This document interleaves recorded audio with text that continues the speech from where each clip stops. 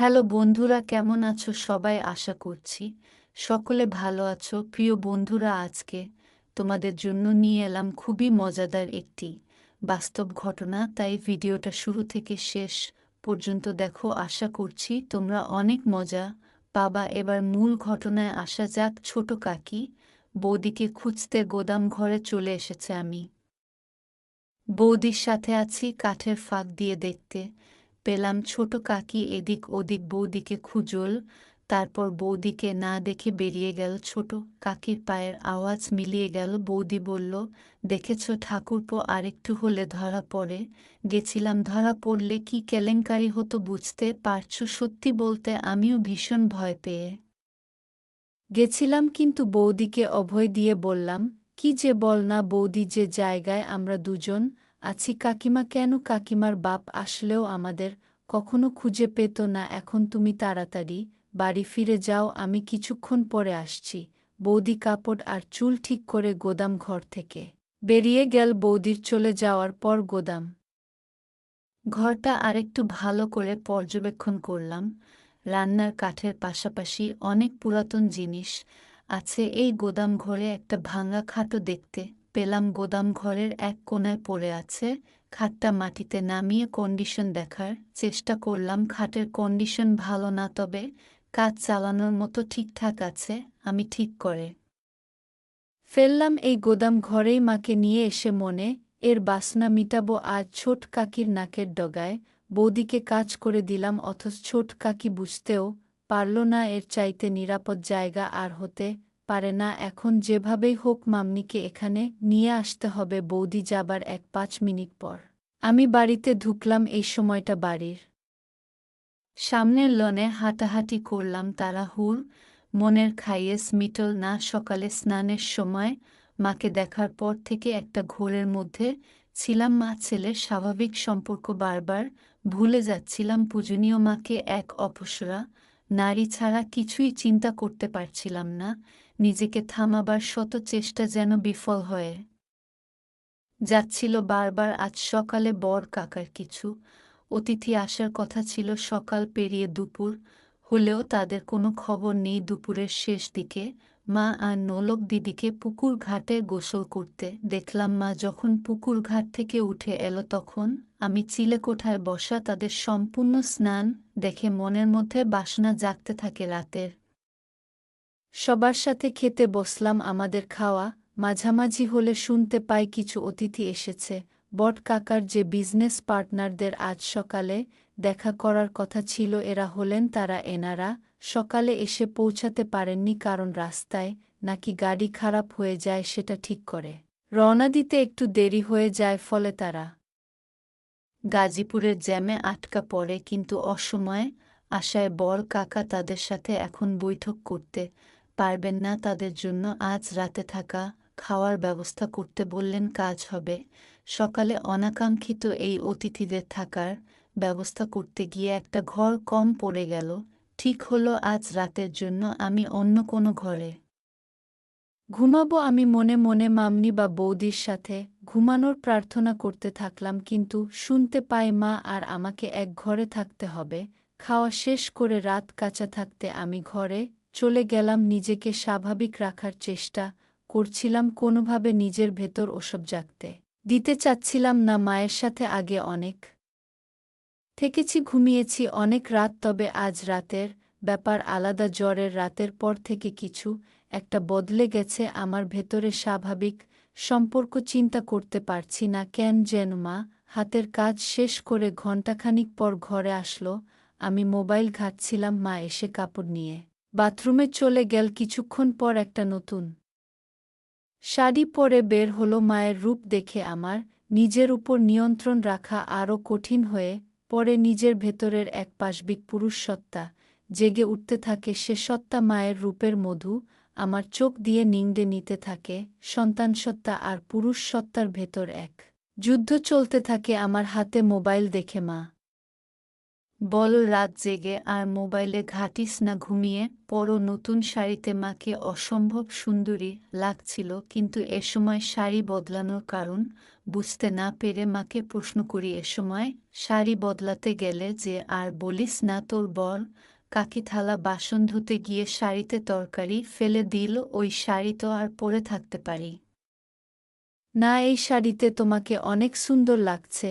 মা ও মা, তাই নাকি? এটা তো অনেক পুরাতন শাড়ি, শাড়িটা কে পরেছে দেখতে হবে না? আমার মা তো বিশ্বের সেরা সুন্দরী, তোমাকে সব কাপড়েই সুন্দর লাগে। মা পাশে এসে বসল।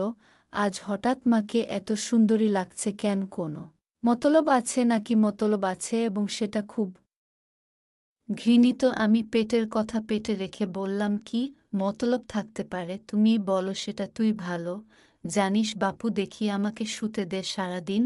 হাত ভাঙা খাটুনি গেছে। হ্যাঁ, সে তো হবেই। বাড়িতে যতজন লোক সবার জন্য রান্নার কাজ করতেই তো বেলা শেষ হয়ে যায়। চাকরের কি দরকার? নিজেরাই তো সব কাজ নিতে পারি। হ্যাঁ, তাই তো, বউগুলোকে বিনে পয়সায় চাকরের মতো খাটাতে পারলে তো কাকাদের লাভই। তুই কাকাদের উপর খেপলি কেন রে? খেপলাম কোথায়? তোমার পা টিপে দেব মা। ও মা, আমার ছেলের সুমতি হলো দেখছি। এই তুই সত্যি করে মতলবটা বলতো। আহমা, তুমি তখন থেকে কি মতলব মতলব শুরু করলে? বলতো বলা নেই, কোয়া নেই। আমাকে সুন্দরী বলছিস, হুট করে আমার সেবা করতে যাচ্ছিস। ব্যাপারটা কি? ব্যাপার কিছু না, আমি জোরে পড়লে তুমি সেবা করেছিলে, সেখানে তোমার কি মতলব ছিল বলো শুনি? ও মতলব থাকবে কেন? তুই আমার ছেলে, তোর অসুখের সেবা করব না আমি? তুই ছাড়া আমার আর আপন কি আছে? আমিও তো তাই বলছি, তুমি ছাড়া আমার আর আপন কে আছে? তোমাকে যে অসম্ভব ভালোবাসি মা।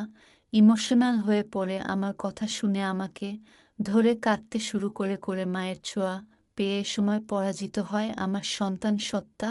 তখন আমি এক অন্য আমি হয়ে যাই তীব্র লালসায়। মাকে ধরি, কিছুক্ষণ পর মা আমাকে ছেড়ে দিয়ে আমার কপালে গালে হামি দিতে থাকে। মায়ের চোখে কান্নার জল। আমি হাত দিয়ে মায়ের চোখের পানি মুছে দেই মাকে। বলি, তোমার জন্য আমি আছি মা, তোমার কোনো ভয় নেই, কোনো দুঃখ নেই। তোমার সব চাওয়া পাওয়া আমি পূরণ করে দেব। মা হাসার চেষ্টা করে বলল, আমার ছেলে দেখি বড় হয়ে গেছে, মায়ের দুঃখ কষ্ট বুঝতে শিখেছে, কিন্তু আমার কোনো ভয় নেই, দুঃখ নেই, আর নতুন করে চাওয়া পাওয়ারই বাকি থাকতে পারে। আমি গম্ভীর হয়ে মায়ের হাত ধরে বললাম, তুমি সবসময় মানিয়ে নিয়েছ বাবা। তোমার প্রতিদিনের পর দিন যে অবিচার করেছে তা আর কেউ না জানুক। আমি জানি আমার কাছে লুকানোর কিছু নেই। মা বিব্রত হয় আমার হাত ছাড়িয়ে নিয়ে বলল, তোর বাবা আমার সাথে কি অবিচার করল? সংসারে একটু আরেকটু মনোমালিন্য হবে, এটাই তো স্বাভাবিক। তোর বাবা একটু রাগী জানি, কিন্তু সে মানুষ খারাপ না। আমি মায়ের একটা গালে হাত দিয়ে বললাম, আমার জন্মের পরে বাবা তোমাকে ছুঁয়ে দেখেছে কি আদৌ? দিনের পর দিন তুমি বাবাকে পাবার জন্য বিছানায় ছটফট করতে। মা লজ্জা পেয়ে যায় আমার লাগামহীন নির্লজ্জ কথা শুনে। গাল থেকে আমার হাত ছটকা মেরে ছাড়িয়ে আমাকে ধমক দিয়ে বলে, কী সব আজেবাজে কথা বলছিস? তোর মুখে কি লাগাম নেই? মায়ের সাথে কিভাবে কথা বলতে হয় ভুলে গেছিস? আমি মায়ের দুই বাহু শক্ত করে ধরে মাকে বললাম, আজেবাজে কথা না মা, আমি যা বলছি তা এক বিন্দু মিথ্যা নয়। তুমি আমায় ছুঁয়ে বলো আমি ভুল বলছি। একথা বলে মায়ের একটা হাত আমার মাথায় রাখলাম। মা আমার মাথা থেকে হাত সরিয়ে নিয়ে বলল, তুই এসব কি শুরু করলি? আমি মায়ের হাত আবারও মাথায় নিয়ে এসে বললাম, আমার দিবি বলো আমি ভুল বলছি। মা মুখ নিচু করে চোখের জল ফেলতে থাকো। আমি মায়ের আরও কাছে এসে বসলাম, দু হাতে মায়ের গাল ধরে মায়ের মুখ উঁচু করলাম। মায়ের চোখের জল আঙ্গুল দিয়ে মুছে দিয়ে মায়ের কপালে হামি দিলাম। মায়ের কপালে আমার কপাল ঠেকিয়ে বললাম, আমি আর তোমার ছোট হিমেল নেই মা। আমি তোমার দুঃখ দূর করার মতো যথেষ্ট বড় হয়েছি। আমি তোমাকে আর কখনো বাবার অভাব বুঝতে দেব না, কথা দিলাম তোমাকে। মা আমার দিকে বিস্ময়ে তাকিয়ে বলল, তুই কি বলতে চাচ্ছিস? তোর বাবা কিসের অভাব রেখেছে? আর তুই বাবার কোনো অভাব পূরণ করবি এই অভাব বলে? আমি একটা হামি দিলাম মা। ঘটনা আকস্মিকতায় স্তব্ধ হয়ে যায় যখন বুঝতে পারে আমি কি করছি তখন। আমাকে দুহাতে ধাক্কা দিয়ে ঠেলে সরিয়ে দেয়া, তুই এটা কি করলি? তুই কি জেনে বুঝে উঠছিস? তুই পাগল হয়ে গেছিস মা। তার চেহারা দুহাত দিয়ে ঢেকে কাঁদতে লাগলো। একটু পর মুখ তুলে আমার দিকে কে রক্তবর্ণ চুপ করে বলতে লাগলো, দূর হ আমার চোখের সামনে থেকে।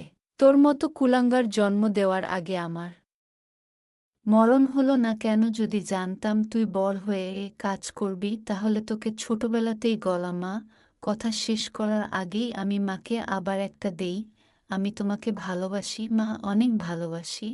তুমি দিনের পর দিন বাবার অভাব অনুভব করেছ, গভীর রাতে তুমি আমাকে ধরেছ, কিন্তু মা হয়ে ছেলের সাথে সম্পর্কে জড়াতে পারোনি। আমি ছোট ছিলাম বলে তুমি মেটাতে পারোনি শরীরের ক্ষুধা। মা আমার কথা শুনে বলে, তুই এসব কি বলছিস? আমি তো মা হয়ে তোর সাথে এমন কাজ করার কল্পনাও করতে পারি না কখনো।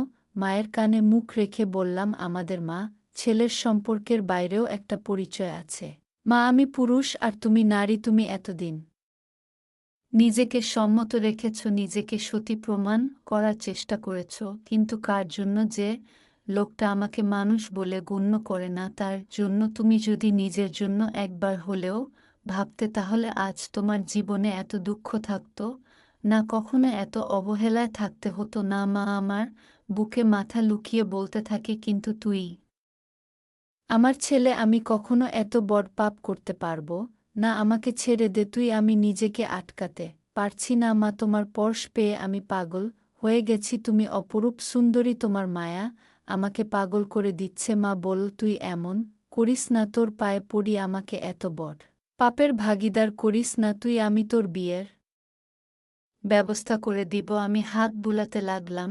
সমাজ, সংসার, ধর্মের ভয়ে এই নিষিদ্ধ সম্পর্কে জড়ানো থেকে মন প্রাণ দিয়ে নিজেকে আটকাতে চাইছে মা, কিন্তু আমি জানি দেহের ক্ষুধার কাছে মনের বাধা এক অনুপরিমাণ বাধা দিতে পারবে না। আমাকে সব সময় পূজনী দেবীর সাথে তুলনা করে এসেছি, আজ এই দেবীর সাথে এমন ঘৃণিত কাজ করে আমার বিবেকেও বাঁচছে, কিন্তু ওই যে দেহের ক্ষুধার কাছে পরাজয় হয়েছে বিবেকের। মা চোখ বন্ধ করে আছে, চোখে পানির রেখা ছাপ ফেলে গেছে। মায়ের নাকের ফুল ঘন ঘন ছোট বড় হচ্ছে। আমি মায়ের চিবুক ধরে মুখ উঁচু করে ধরলাম। মা চোখ খুলল না, ঘন ঘন নিঃশ্বাস নিতে থাকলো। মায়ের বিছানার পাশে টেবিলে সিঁদুরের কোটা দেখতে পেলাম, এক হাতে কোটা তুলে নিলাম। কোটা থেকে সিঁদুর নিয়ে মায়ের চিঠিতে পরিয়ে দিতেই মা চোখ খুলে ফেলে।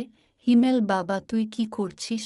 এসব সিঁদুর পরিয়ে দিলি আমায়? আর কোনো সংকোচ নয় মা, তোমায় সিঁদুর পরিয়ে নিজের বউ করে নিলাম। সিঁদুর পরালেই কেউ বউ হয় না সমাজের সামনে। অগ্নিকে সাক্ষী করে 7 পাক ঘুরতে হয়, আজীবন সাথে থাকার প্রতিজ্ঞা করতে হয়। তুই আমাকে নিয়ে যা করতে চাচ্ছিস সেটা পাপ, তোকে বাধা দেবার ক্ষমতা আমার নেই। এ পাপ তুই করিস বাপ আমার, আমাকে আর অসতী করিস না। আমি শাড়ির আঁচল তুলে মায়ের মাথায় ঘুমটা দিয়ে দিলাম। মার চোখ অশ্রুতে টলটল করছে। আমি মাকে বললাম, তুমি আদর্শ মা, আদর্শ বউ, কিন্তু বাবা তোমার আদর্শ স্বামী হতে পারেনি। যে সমাজ এতদিন তোমাকে উপেক্ষিত করে দেখেছে, আমি মানি সে সমাজের নিয়ম। ঘরে জ্বলতে থাকা মাটির প্রদীপটা মেঝেতে রাখলাম। মাকে বিছানা থেকে নামিয়ে হাত ধরে প্রদীপের চারপাশে 7 পাক ঘুরলাম। তারপর আমার গলা থেকে সোনার চেনটা খুলে মায়ের গলায় পরিয়ে দিলাম। প্রদীপ হাতে তুলে নিয়ে তার শিখার উপর হাত রেখে বললাম, এই অগ্নির শপথ নিয়ে বলছি, আমি আদর্শ ছেলের মতো তোমাকে সব দুঃখ কষ্ট থেকে দূরে সরিয়ে রাখব। তোমার উপর কোনো অবিচার হতে দেব না। আমি আজ থেকে তোমাকে আমার সহধর্মিণীর মর্যাদা দিলাম।